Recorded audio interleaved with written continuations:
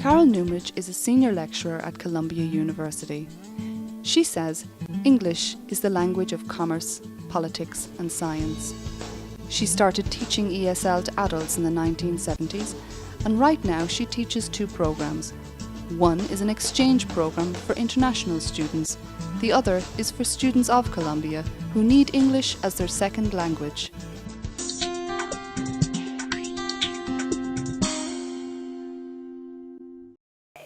First of all, let's admit the fact that English is the dominant language in the world right now. So any person, almost in any place in the world, can benefit from knowing English. It is the language of commerce. It is the language of politics. It is the language of science. We see it everywhere. For people who are living in New York, you have kind of two groups. You've got the immigrants, people who have moved here and who hope to make the United States their home. And we believe, and most people believe, that if they learn English, they're going to have a better time of it. Of course, some people come and live here and never really learn English as a second language, but it does tend to keep them down. They can't get ahead in the world as easily in terms of the jobs or the professions that they want to enter. We see this time and time again. A lot of immigrants coming over as teachers from their native country end up, sweeping floors in hairdresser salons because they don't speak English and they can't continue doing what they were doing in their home country. So certainly there's a benefit for immigrants to learn English as a second language.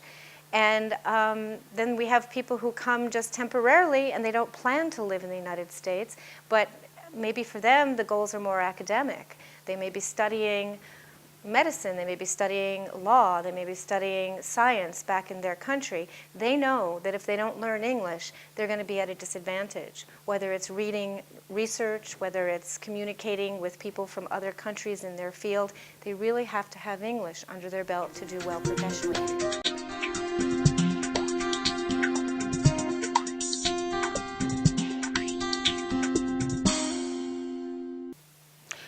I think the issue of power is an interesting one, because right now English has become this dominant language. So you have two countries with two different languages, and maybe they don't speak each other's language, but chances are they will speak English, and English will become the vehicle for their communication. And that's a good thing and a bad thing.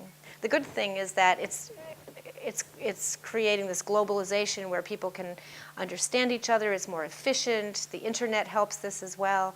But then you have the issue of, well, why English? And what's the power of English? And how does that connect with our government and American people and American philosophy? A lot of people say that globalization is the same thing as Americanization. And in some ways, that's probably very true, because English is the language that's being spread around the world, and everyone's using English. So how much of the American culture is being spread around the world at the same time? We have students who are coming. This is also very interesting. Recently, we have students who are coming to study here in New York at Columbia, taking ESL classes, and they don't really want to be here. They don't necessarily want to learn English.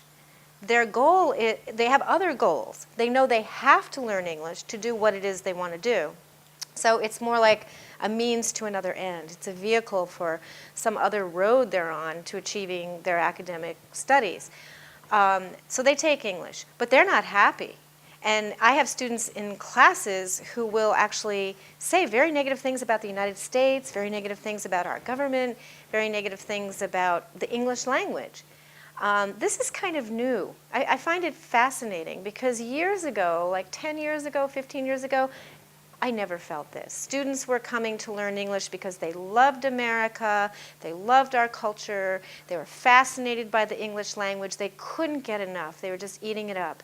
And now that's really changed, it's shifted. It's much more of a, I have to do this. I need it, I'm going to do it. I'm even going to come and live in New York, even though I don't like living in the United States, to do it.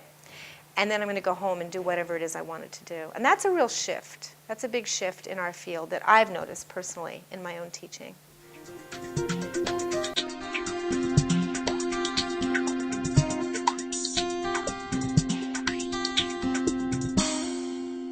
It takes a long time to learn a second language. It doesn't happen overnight.